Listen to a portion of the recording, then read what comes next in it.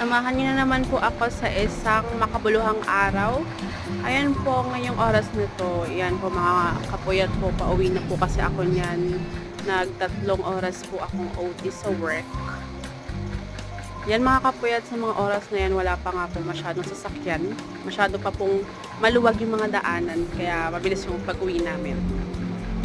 Dito naman sa bandang to, yan na po, nag-uumpisa na po yung traffic dito papunta pong Marikina. Ayan, nakikita po natin kung gaano kalinis ang Marikina. Yan po, kaya sobrang proud ko po na nasa Marikina ako nakatira. Ayan, nakikita na po natin, nag-uumpisa na po yung gitgitan sa mga sasakyan.